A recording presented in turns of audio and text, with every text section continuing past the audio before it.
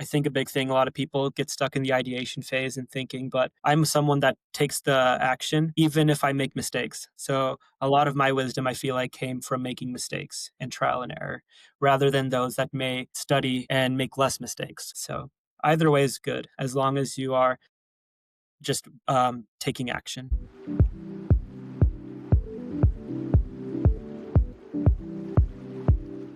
Hey, everybody, and welcome to my show. My name is Tiffany Alexander, and this is Unveiling Journeys. I am so excited to have you here today. Let me just tell you a smidge about me. I love hanging out with people. I love pouring into people. I love meeting new people. And I've become a little bit of a connector. Some people call me super connector. And what happens is when I hang out with people, I say, wow, I love what you're doing. Your thing is so fun, or you're so cool. And that leads me to questions like, how do I get to know more people just like you? Or who do you know that I need to know? And also, by the way, I probably have people that I think you need to know. Here's how you can get access to the people that I know.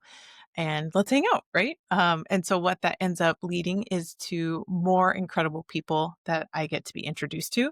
And a lot of them can't be contained with who it is that I know. I end up wanting to share them with people. And this podcast was born out of wanting to share some of the coolest people that I've met on the show or being able to give back to them and give them a stage to be able to be heard over and over. So I have an amazing guest for you today. Of course, through the power of networking is how we met. So do me a favor, everybody, welcome Nathan. I'm so happy to have you here. Do me a favor, tell everybody a little bit about you and what you're up to right now. Thank you, Tiffany. I love being here. So, yeah, my name's Nathan, and I have a consulting business called Paxros. And what I do is we help typically law firms and CPA firms run more efficiently and build those systems so they're not stressed and that they're able to reduce costs and scale more effectively. And I've just been growing in the space, growing my business, and meeting a lot of wonderful people like Tiffany. And that's a little bit about me. I love that. And we want to crack into your story. Whenever you end up inventing these systems, you did this out of like a necessity thing, right? You're like, wait a minute, I was doing this the manual way and you invented this for yourself. Tell a little bit more about that story. Yeah. So when I was a business analyst at an enterprise health system, I was given the 6 hour tasks to be done on a weekly basis.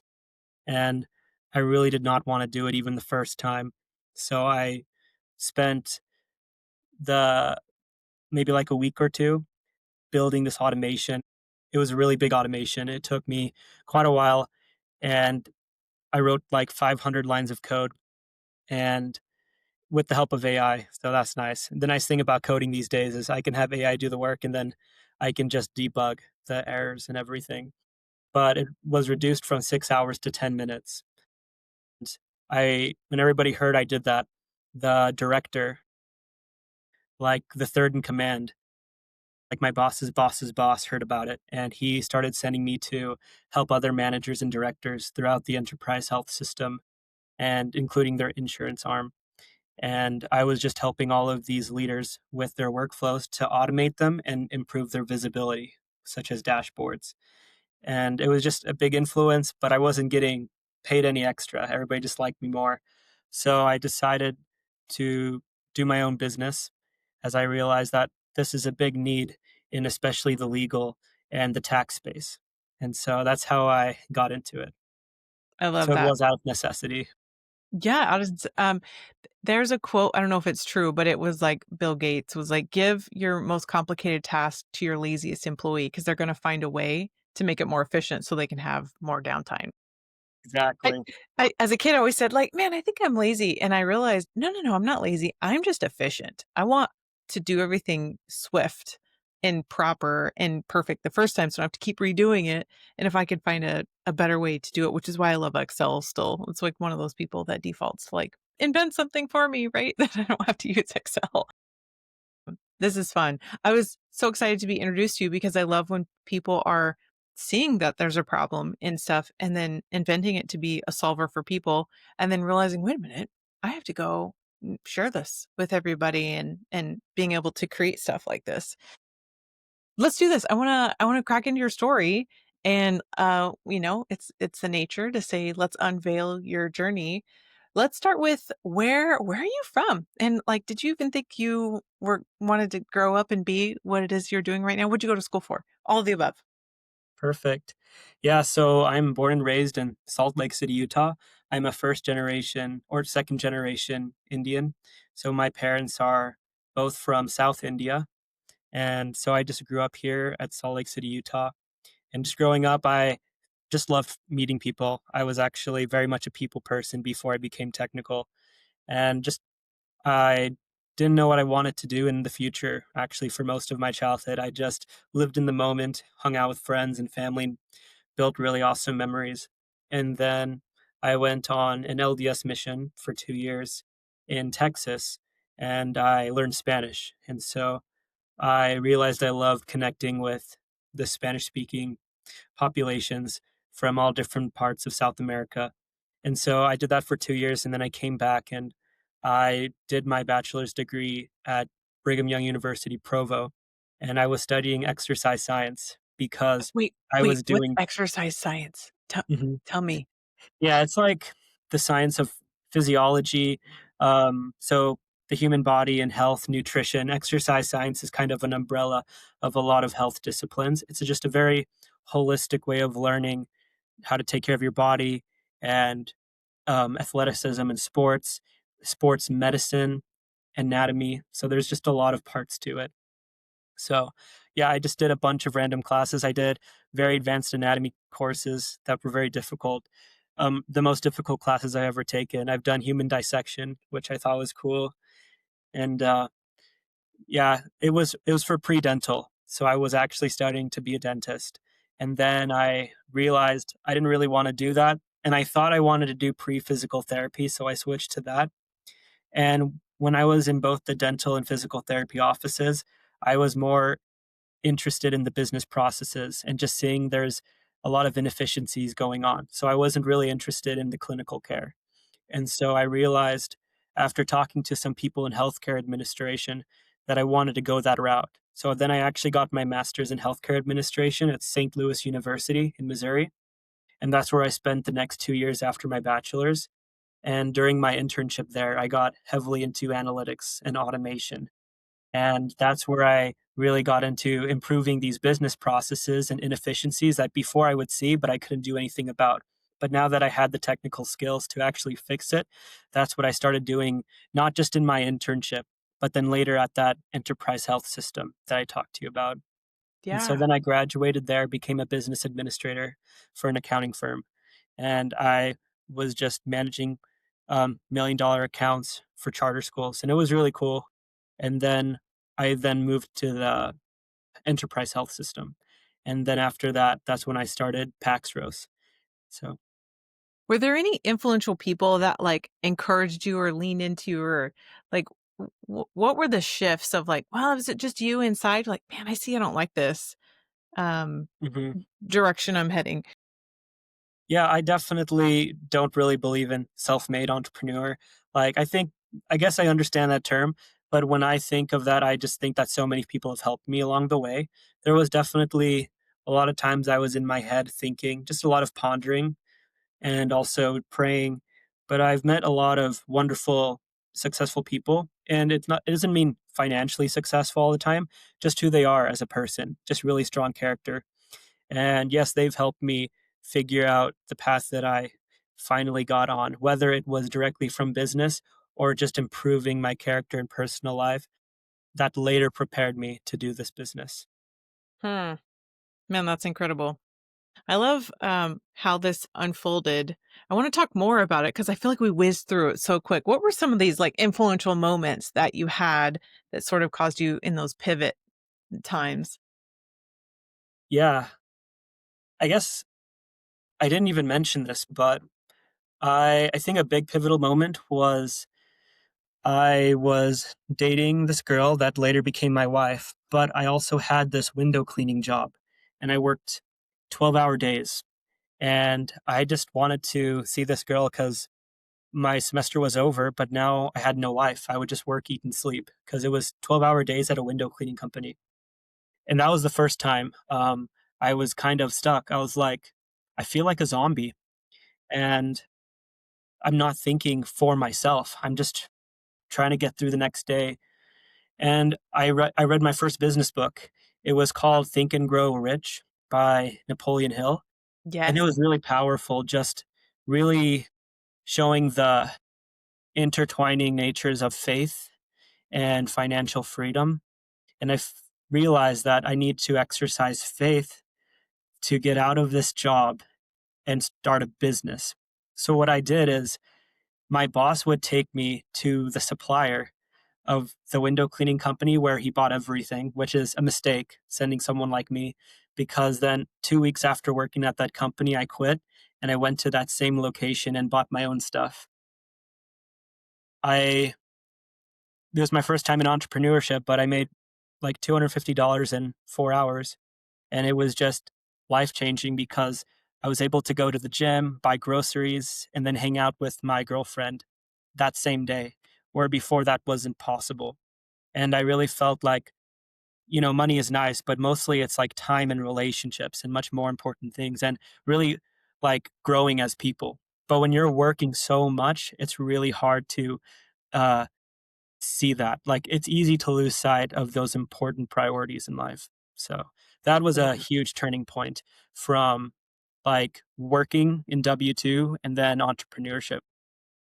I appreciate, like, sharing that you really did feel the pains of, like, hitting the grind and saying, like, "Wait a minute, there are people that still do that, and that's okay, and there are people that love it," right? Like, they can put their 12, 14 hours a day in, and at the same time, the people that have that spark to say, like, "Wait, maybe I'm called within." There's a really good book called, Called to Create, which I believe, we're made in God's image, and He was the creator, that we're called to create too, in that sense of, like, you were called to be a creator, and you being able to lean into that spark of saying, like, "Wait, I can do this," and with God's help to be able to make it successful and open the right doors.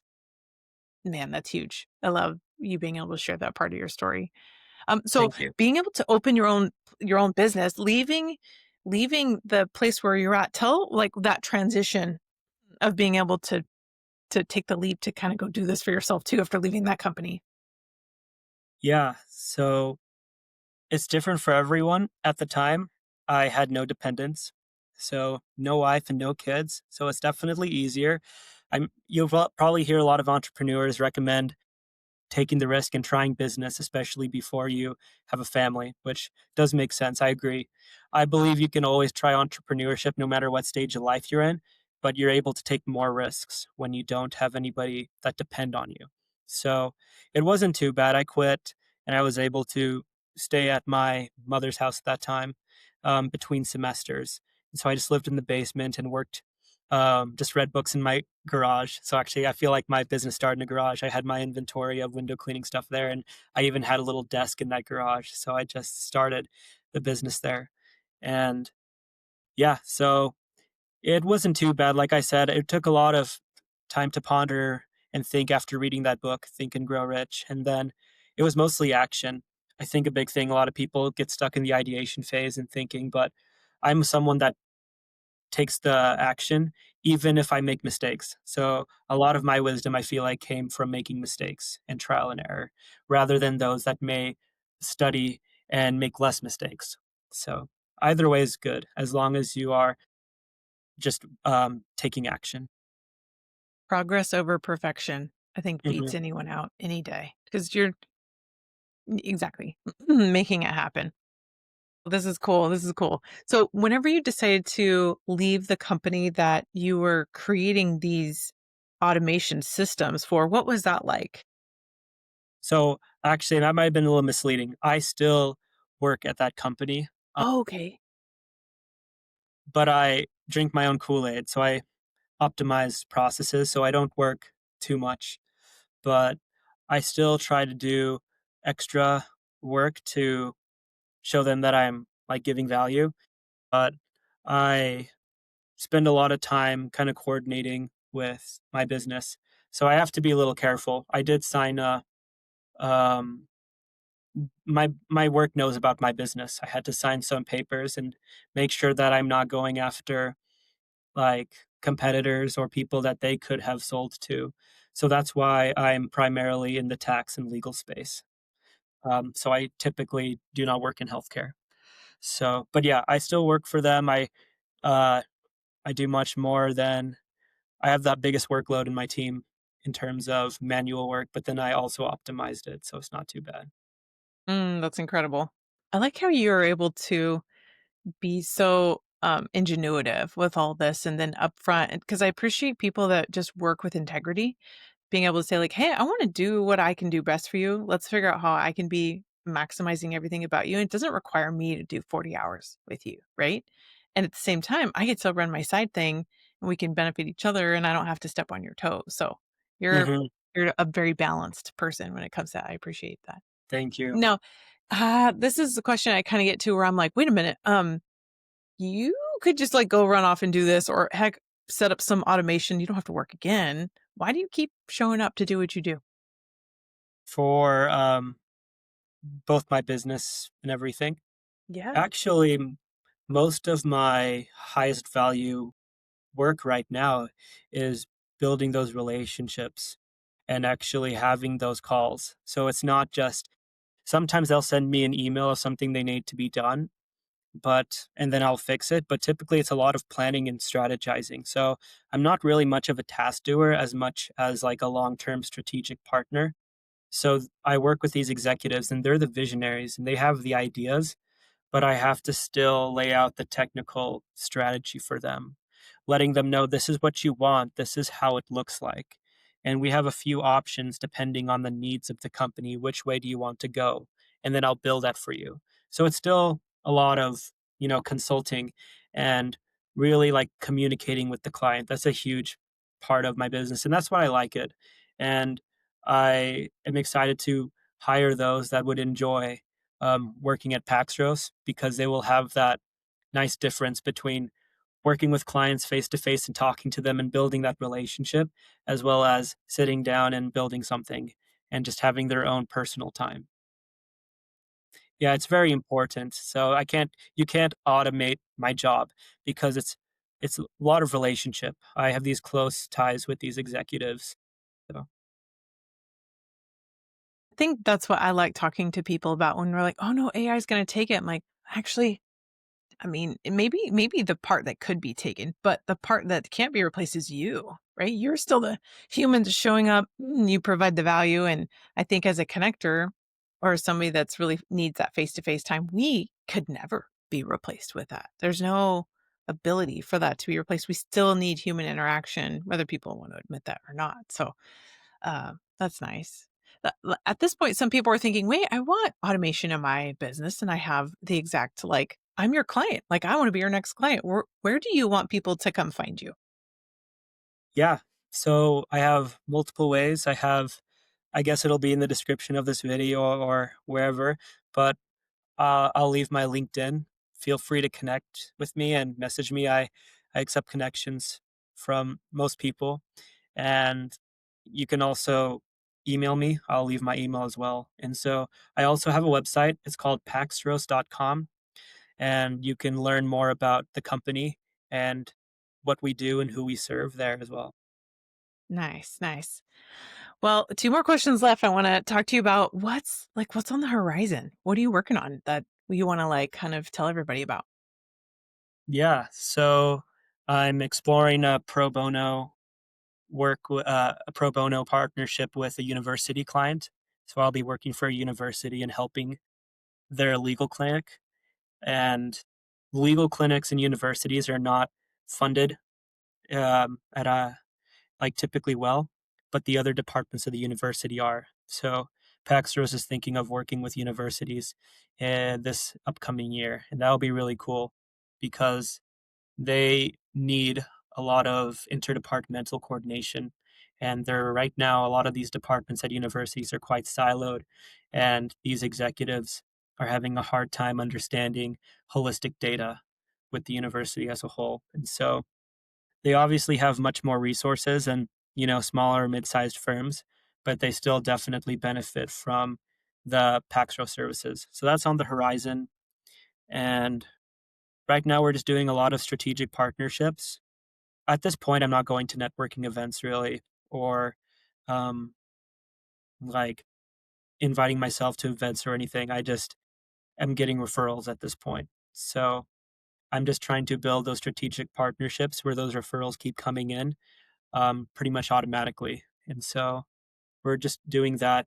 And I'm also helping a law firm write an article for the American Bar Association Small Firm Magazine about tech stack audits, really helping people understand as a firm, is your software, are your collection of software tools the most optimized? Or is there a software you're paying for that you don't need and that could save you money? So those two things are on the horizon right now. That is phenomenal. I love that so much because there's a lot of really good tech out there. And when it overlaps or just does the same thing, you don't maybe know. You're right. This is such a good thing on the horizon. I love it. You have to keep us posted. And then, all right, last question. What what are your like golden nuggets, your words of wisdom you want to leave with everybody? Yeah. So if I don't know, can everybody see me still? Or did my Yeah. screen go? Okay, Yeah. perfect. So I know this is at the end of the podcast, so maybe no one would read this, but if I could leave one thing from this conversation, it would be this. So companies, they don't lose work or clients or fail because of bad employees. They fail because they have bad systems. And so I've seen incredibly smart workers and executives of companies still have their cases for law firms or whatever the work is fall through the cracks, and errors are huge because of their systems. And like you said, we need to rely on the tools that we are given to amplify our work as human beings, which is relationships and connections. But when there's so much we're doing, including like this manual clunky workflow and admin work that could be automated, and trying to talk to the clients, our relationships suffer professionally and actually on a personal level. I implement automations in my personal life as well, and even in my church calling, so I can really focus on relationships. So AI is never meant to replace human. It's really meant to help us refocus on what's most important and give us back that time to focus on that. So that's what I would leave. I love that. This is such great advice. I agree 100%. I'm like, just let AI do more so that you could do more family, right? That's all we came here to do and be anyway, right? Thank you so much for your time. I appreciate having you come Of on course. and share your story and your heart. And guys, if you want, go right now and go follow Nathan on LinkedIn and his website. And the notes are in the everything below. And if you're like, Tiff, I don't go, send me a message. I'll get you connected. Okay. In the meantime, thank you guys for staying this long, and I will see you on the next episode. And again, thank you for your time, Nathan. I'll see you Yes, soon. thank you. See you Yeah. soon.